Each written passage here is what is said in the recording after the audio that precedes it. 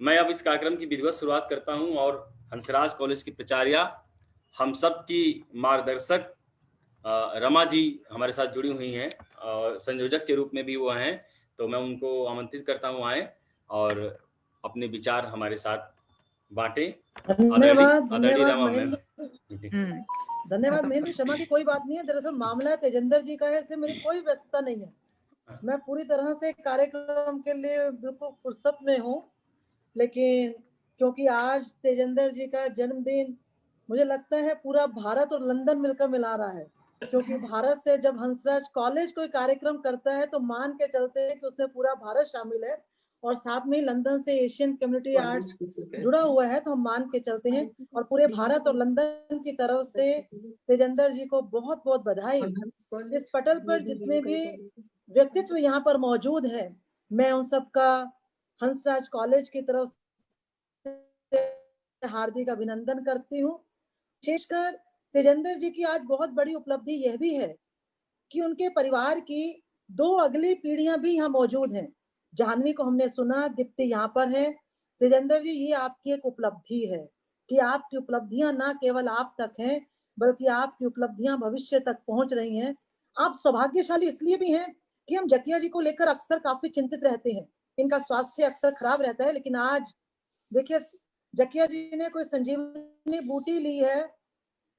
उनको देखकर कोई नहीं कह सकता कि उनका स्वास्थ्य ठीक नहीं है।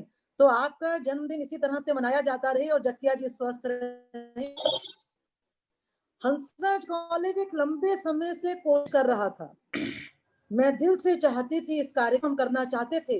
हम लंबे समय से सोच रहे थे कि नासिरा जी को हंसराज कॉलेज बुलाया जाए, लेकिन हमारे सोचते सोचते लॉकडाउन आ गया। लॉकडाउन के बाद कई किस तरह की हमारी कई सीमाएं हो गई, लेकिन आज नासिरा जी आपसे हम इस पटल पर हंसराज कॉलेज रूबरू हुआ।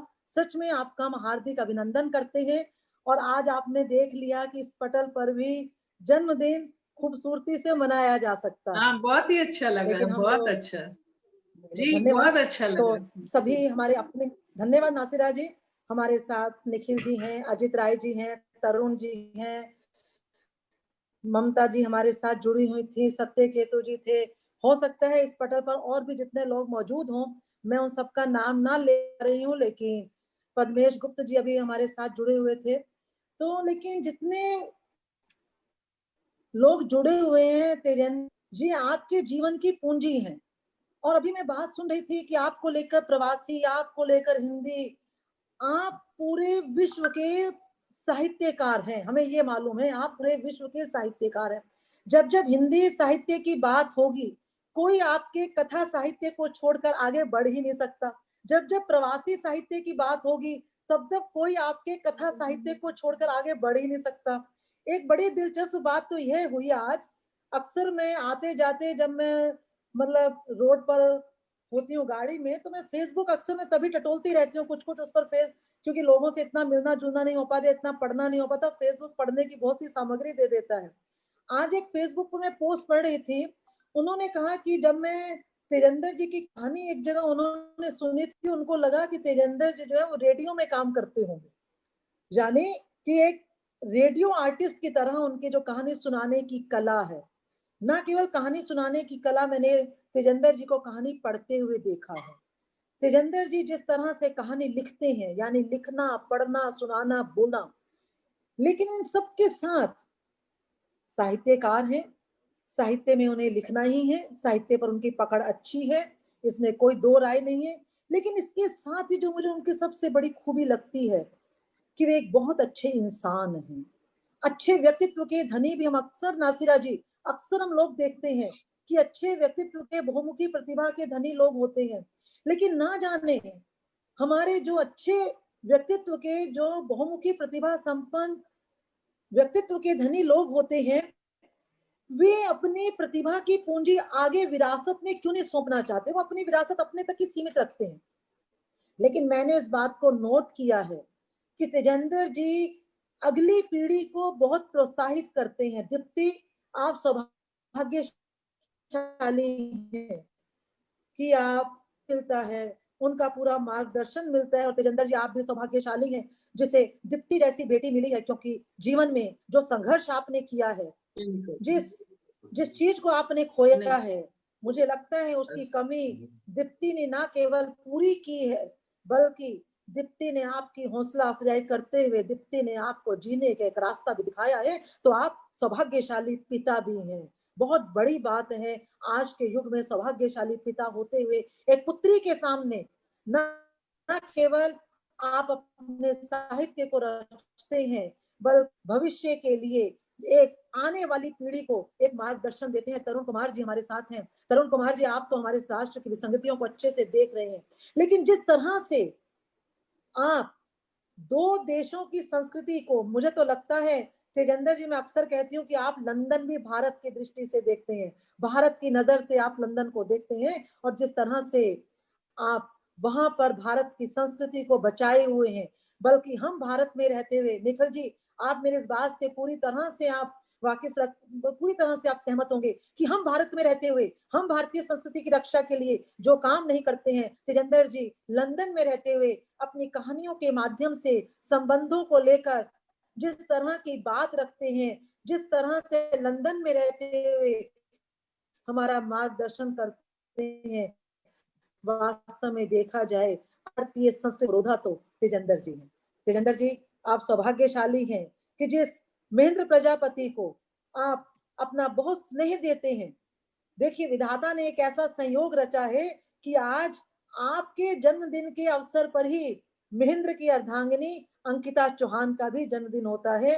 दोनों ही पति पत्नी आपका बहुत सम्मान करते हैं। इसलिए दीप्ति, आप कभी ये मत सोचना कि आप केवल आपको ही तेजेंद्र जी का स्नेह मिलता है।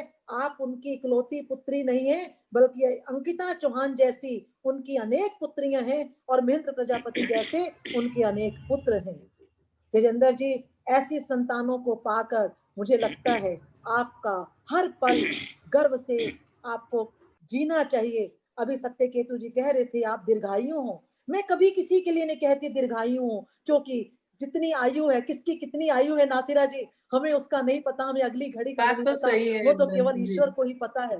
एक अनकटी टिकट जो कहते हैं वो हम सबकी जेब में रहती है, पता नहीं कब वो जेब से बाहर निकल आए। लेकिन तेजेंद्र जी, मैं हमेशा कहती हूँ इस दुनिया में कोई खाली हाथ नहीं जाता। इस दुनिया से कोई ना कोई आता है जाता है। कभी इस विषय पर भी मैं अपना वक्तव्य दूंगी कि हम कभी खाली हाथ आते भी नहीं है, खाली हाथ जाते भी नहीं है। और आप तो जीते जी, आपकी जो साहित्य की पूंजी है तेजेंद्र जी, जीते जी आप सब में वो बांट रहे हैं। ईश्वर करे आप जितना जीवन जिए आप अच्छा जीवन जिए। ईश्वर आपको स्वस्थ रखे, आपको प्रसन्न रखे। ना जाने आज जकिया जी जब कह रही थी कि तेजेंद्र जी हमेशा मुस्कुराते रहते हैं, मैंने हमेशा आपको हंसते हुए देखा है। आज मुझे एक पल के लिए लगा कि आज भी आपके मन में कुछ उमड़ घुमड़ रहा है।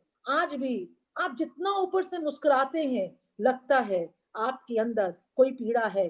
और हो सकता है हम आपकी उस पीड़ा को कम नहीं कर सकते, लेकिन आपकी हर पीड़ा में हम साथ हैं, आपके सुख दुख के साथी हैं। और एक अच्छे व्यक्तित्व के धनी होने के नाते नाते ईश्वर करे आप हमेशा ऐसे ही अच्छे इंसान बने रहें, हम सबका मार्गदर्शन करते रहें। हम आपकी अच्छी अच्छी कहानियां, और अब तो हम आपसे बहुत सी कविताएं भी सुनना चाहते हैं। हिंदी साहित्य समृद्ध होता रहे, पूरे विश्व की संस्कृति, वैश्विक संस्कृति के पुरोधा आप बनते रहें। सौभाग्यशाली हैं कि आज इस पटल पर इतने हमारे साथ जुड़े। एक बार पुनः मैं आप सबका न केवल अभिनंदन करती हूँ, बल्कि धन्यवाद भी देती हूँ आपको, क्योंकि मालूम है सब लोग व्यस्त हैं, लेकिन व्यस्त ने आप सबको अपने साथ खींच ही लिया। तेजेंद्र जी, हमेशा हम आपके साथ हैं। आप इसी तरह से स्वस्थ रहें, प्रसन्न रहें। आपका केवल एक ही कार्य है, आप अच्छी अच्छी रचनाएं इस राष्ट्र को देते रहें, और हम वो अच्छी रचनाएं पढ़ते रहें।